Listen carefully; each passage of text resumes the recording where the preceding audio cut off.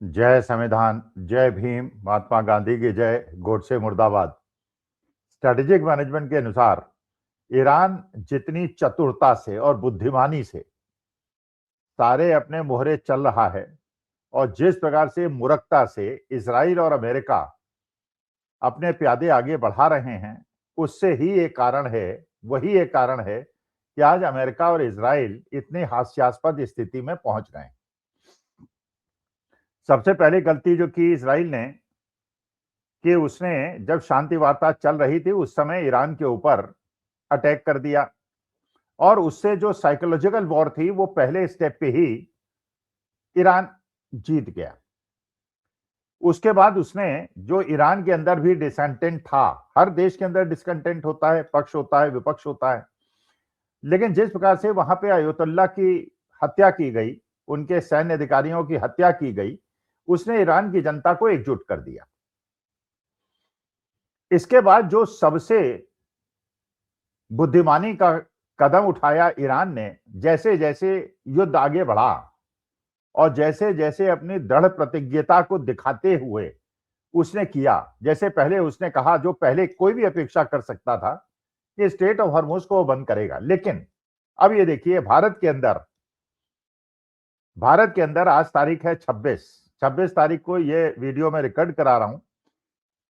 25 तारीख को गोदी मीडिया के अंदर हर जगह ये चर्चा चल रही थी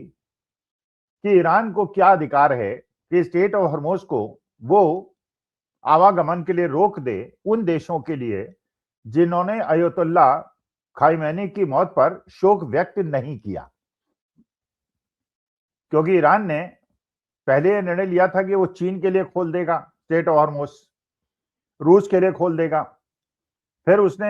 निर्णय लिया कि बांग्लादेश के लिए भी खोल देगा, पाकिस्तान के लिए भी खोल देगा। अब उसने निर्णय ले लिया कि स्टेट ऑफ हॉर्मुज को वो भारतवर्ष के लिए भी खोल देंगे। तो अभी तक जो भारतवर्ष के अंदर जनता दो भागों में विभाजित थी,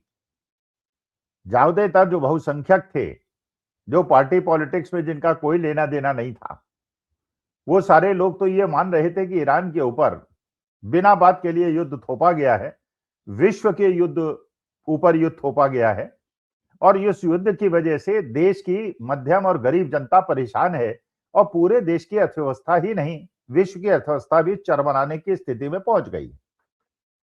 माननीय मोदी जी ने भी संसद के अंदर कहा कि स्थिति उसी प्रकार की है जैसे कि कोविड के अंदर थी, लेकिन कोई दोष ईरान को न मिले इसका। एक एक करके उसने देखिए कैसे व्यवस्था की। पहले तो उसने अपना अटैक नहीं किया, अटैक उसने सहा, फिर उसने काउंटर अटैक किया, तो सिंपैथी उसको मिली कि उसने अटैक नहीं किया, उसने काउंटर अटैक किया, अपनी सेफ्टी के लिए अटैक किया। उसके बाद स्टेट ऑफ हॉर्मुज एक एक करके लोगों के लिए खोलता रहा, चीन के लिए खोला, रूस के लिए खोला, बांग्लादेश के लिए खोला, पाकिस्तान के लिए खोला, भारत के लिए भी खोल दिया। अब भारत के अंदर भी श्रीलंका के लिए भी खोल दिया, क्योंकि श्रीलंका ने भी कम से कम एक छोटा देश होने के बावजूद ये हिम्मत दिखाई थी कि जब ईरान के जहाज के ऊपर अमेरिका ने आक्रमण किया था तो वहां के नाविकों को उन्होंने सहयोग किया था और भारत ने भी 4-5 दिन के बाद, हमारे जो एक्सटर्नल अफेयर सेक्रेटरी हैं, उन्होंने ईरान के दूतावास में जाके अयतुल्ला की मौत पर दुख व्यक्त किया था, क्योंकि देर आयद दुरुस्त आयद, ये समझ में आ गया था कि देश की जनता ईरान के साथ है और अमेरिका और इजराइल की इस गुंडागर्दी के खिलाफ है। अब देखिए वहां पे जो अमेरिका के हिमायती देश हैं, जितने भी हैं, यूएई है, सऊदी है, कतर है, बहरीन है, ये सारे के सारे देश आज के तारीख में इतने ज्यादा इनकी अर्थव्यवस्था डगमगा गई है, क्योंकि उनका मुख्य आधार जो है वो तो ये ट्रेड है, इंटरनेशनल ट्रेड है, क्योंकि ऐसी जगह वो बैठे हुए हैं कि वहां से आवक और जावक दोनों के लिए वो मुफीद जगह है। और जब वहां पे पड़ोस के अंदर इस प्रकार की व्यवस्था हो जाए और संकट पैदा हो जाए, तो वो एडवांटेज उन्होंने आज की तारीख में खो दिया है। दूसरा ये कहा जा रहा था, जो अमेरिका की तरफ से एक साइकोलॉजिकल प्रेजेंटेशन किया जा रहा था कि ईरान के स्टेट ऑफ हॉर्मुज को बंद करने की वजह से तेल और गैस का संकट पैदा हो रहा है। एक साइकोलॉजिकल एडवांटेज और मैसेजिंग देने का प्रयास हो रहा था कि अगर इस अर्थव्यवस्था की बदहाली का कोई उत्तरदायी है तो वो ईरान है, जबकि वास्तविकता ये है 5 देशों के लिए स्टेट ऑफ हॉर्मोज को खोल के ईरान ने एक तो मैसेज ये दे दिया कि हमें उन देशों से जो हमारे विरुद्ध नहीं खड़े हैं और जो हमारे ऊपर हुए आक्रमण के दोषी नहीं है, उनसे हमारी कोई समस्या नहीं, वो अपना। लेकिन जो पैदा हुआ है संकट, जिसकी वजह से आज तेल डबल दाम पे हो गया है, गैस और पीएनजी, एलपीजी, इनकी सप्लाई की समस्या पैदा हो रही है, भारतवर्ष के अंदर तो हो ही रही है। जबकि यह कहा जा रहा है सरकारी सूत्रों के द्वारा, इंडियन ऑयल द्वारा, एचपीसीएल द्वारा, कोई कमी नहीं है, कोई कमी नहीं है, और प्रशासन द्वारा भी कहा जा रहा है कोई कमी नहीं, आप फाइन आप फैलाएं। लेकिन माननीय मोदी जी जब राज्यसभा के अंदर खुद कह देते हैं कि समस्या कोविड टाइप की डेवलप हो सकती है और अपने बेल्ट को टाइट रखें, तो इसका मतलब यह है कि वो अफवाहें नहीं फैलाते, वो देश को वास्तविकता से जागरूक कर रहे हैं कि जहां 10 रुपए की चाय मिलती थी वो 30 रुपए की मिल रही है। जो स्टूडेंट्स पढ़ रहे हैं शहरों के अंदर, उनको सिलेंडर नहीं मिल रहे हैं। छोटे छोटे दुकानदारों को दाम 40% इसलिए बढ़ाने पड़ रहे हैं कि उनको गैस जो 1,000 रुपए मिलती थी वो 4,000 रुपए मिल रही है। 100 रुपए किलो की गैस 400-500 रुपए किलो की मिल रही है, ब्लैक में मिल रही है। इसका मानी कमी नहीं है, ब्लैक मार्केटिंग है। और यही स्थिति आपको पता है कोविड के समय थी, चीजें सब मौजूद थी लेकिन ब्लैक में मिल रही थी।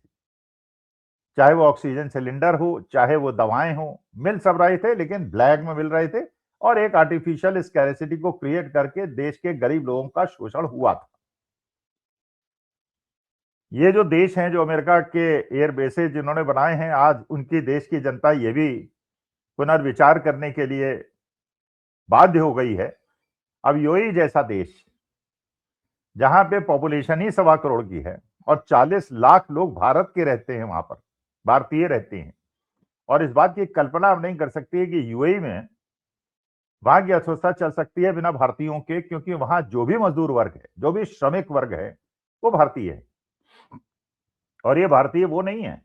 जो कि चार्टर्ड प्लेन से भारत वापस आ सकता है, या पैसे वाला है, या बहुत ज्यादा, ये तो उस टाइप के लोग हैं जो भारत के अंदर नौकरी न मिलने की वजह से वहां जाते हैं, 8-10 साल रहते हैं, लाखों करोड़ों रुपए अपने देश को रेमिटेंस की तरफ भेजते हैं, भारत की अर्थव्यवस्था को मजबूत करते हैं, लेकिन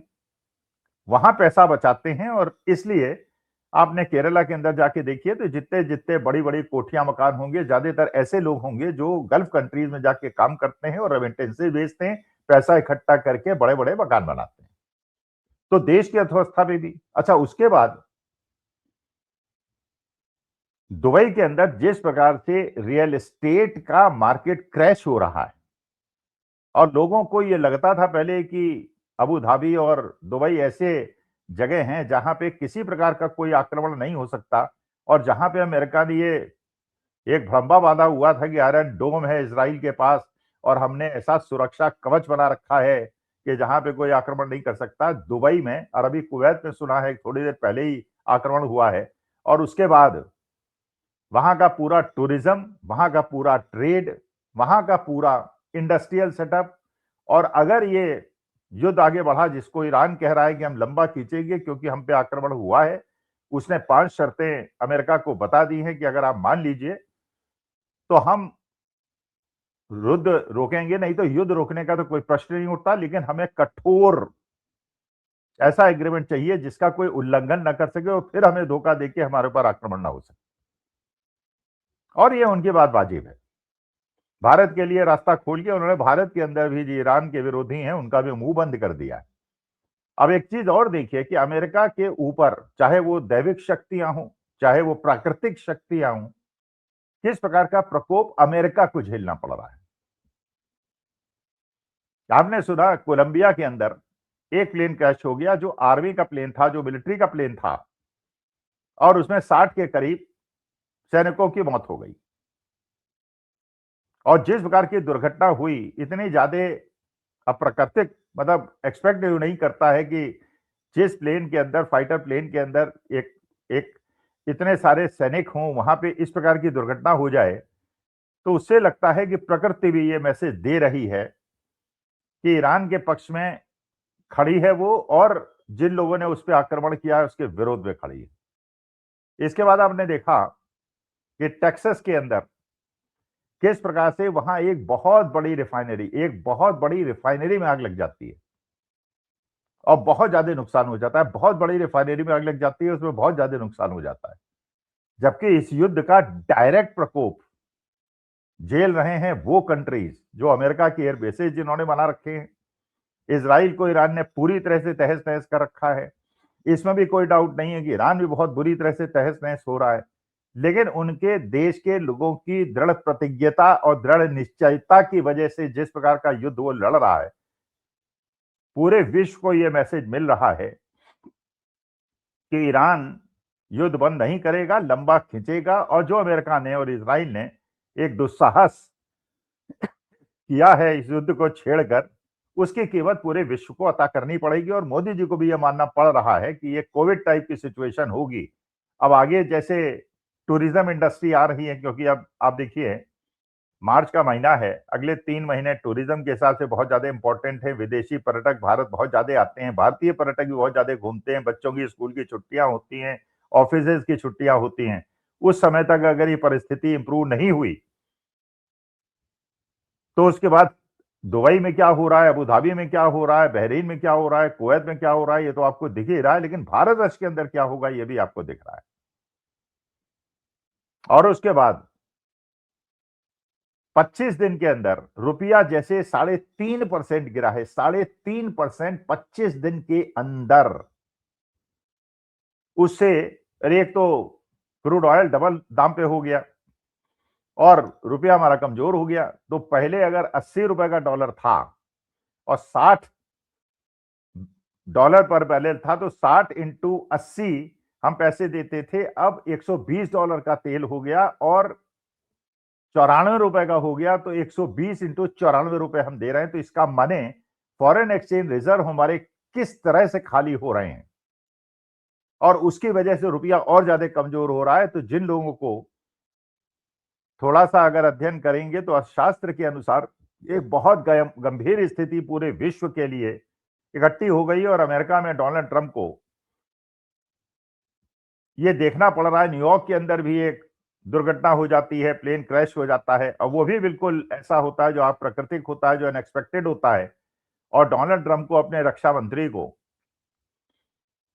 स्केपगोट बनाने के लिए आना पड़ता है, क्योंकि उन्हें लगता है कि जो गलती इजराइल ने की है, और जिस गलती में इजराइल ने बड़ी चतुरता से भारत के प्रधानमंत्री माननीय मोदी जी को भी इन्वॉल्व कर लिया, कि जब वो गए उसके 48 घंटे बाद ही उन्होंने ईरान पे अटैक कर दिया। लेकिन इसके बावजूद ईरान ने स्टेट ऑफ हॉर्मोज भारत के लिए खोलकर एक ऐसी कूटनैतिक फतह हासिल कर ली है कि आज भारत के 99% लोग जो कल तक ईरान को कह रहे थे कि स्टेट ऑफ हॉर्मोज को बंद करने का उन्हें कोई अधिकार नहीं है, आज वो भी ईरान के खिलाफ कुछ नहीं बोल पाएंगे। तो जो शतरंज की चालें हैं वो ईरान बेहतर खेल रहा है और इजराइल और अमेरिका मूर्खता पे मूर्खता कर रहे हैं, जिसकी वजह से उनकी स्थिति साम छजूदर की हो गई है। न निगलते बने न उगलते बने। नमस्कार, धन्यवाद और प्रणाम।